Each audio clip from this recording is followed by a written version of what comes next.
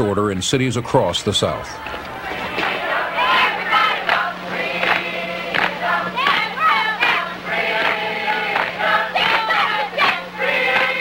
Yes, I have a dream this afternoon. One day in this land, the words of Amos will become real. Justice will roll down like waters and righteousness like a mighty stream. I have a dream this evening that one day we will recognize the words of Jefferson that all men are created equal, that they are endowed by their Creator. The students were drawn to activist Jim Lawson and his workshops in nonviolent direct action. Business to try to accomplish, and that is to try to have one major role-playing experience which sort of tries to set the stage for an actual demonstration, for an actual sit-in. We began to understand the philosophy behind it, the tactics, the techniques, how to in fact begin to take the blows and still respond with some sense of dignity.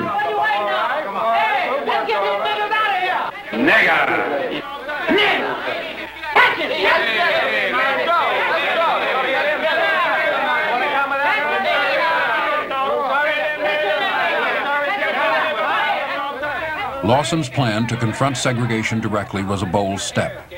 The first target for this direct action would be the lunch counters downtown.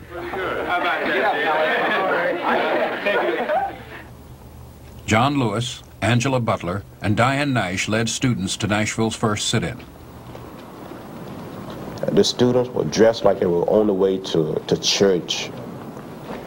We went into the local stores. These stores were known all across the South, and for the most part, all across the country.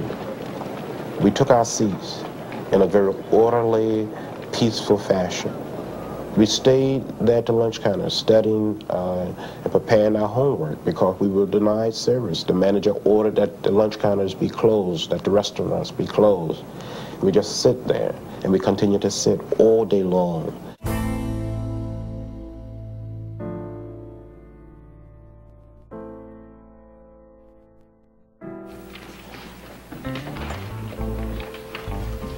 Then, on February 27th, a warning. Gangs of toughs were gathering downtown. The students sat in as planned. The police did nothing to protect them.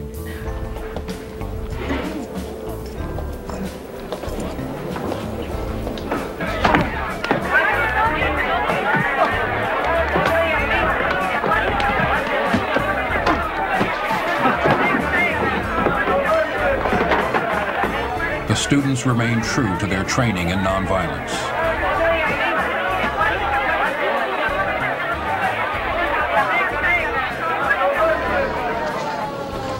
When the police vans arrived, more than 80 demonstrators were arrested and charged with disorderly conduct.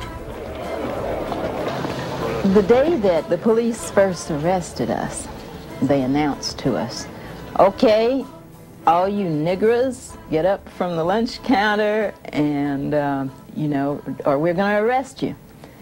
And their attitude was like, "Well, we warned you." So they repeated it a couple of times and nobody moved. And of course we were prepared for this.